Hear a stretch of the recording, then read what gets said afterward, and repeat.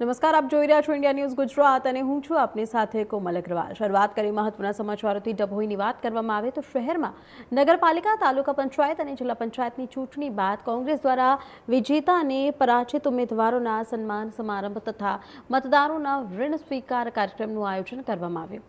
કાર્યક્રમમાં પૂર્વ ધારાસભ્ય સિદ્ધાર્થભાઈ પટેલ સહિત કોંગ્રેસના અનેક આગેવાનો હાજર રહ્યા હતા। ઉમેદવારોને ટ્રોફી અર્પણ કરી સન્માનિત કરવામાં આવ્યા હતા, જ્યારે અનેક કાર્યકરોએ કોંગ્રેસનો ખેસ ધારણ કરી પક્ષમાં જોડાણ કર્યું હતું।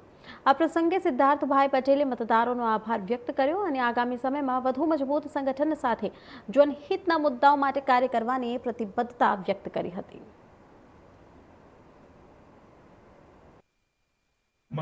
ડભોઈ ખાતે આજે તાલુકા પંચાયત, જિલ્લા પંચાયત અને નગરપાલિકામાં લડેલા તમામ ઉમેદવારો ખૂબ કપરી પરિસ્થિતિ હોવા છતાં પણ પૂરી તાકાતથી લડ્યા।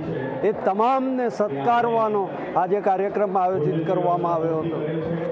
જે ચૂંટણી લડાઈ એ આપણે જોયું છે કે સત્તાધારી પક્ષ દ્વારા સંપૂર્ણપણે લોકશાહી મૂલ્યોને એક બાજુએ મૂકી અને આ એમ છતાંય ધાપ, ધમકી અને ત્રાસના અનેક દબાણો છતાં કોંગ્રેસના આ નિષ્ઠાવાન કાર્યકર્તાઓ ખૂબ તાકાતથી ચૂંટણી લડ્યા છે।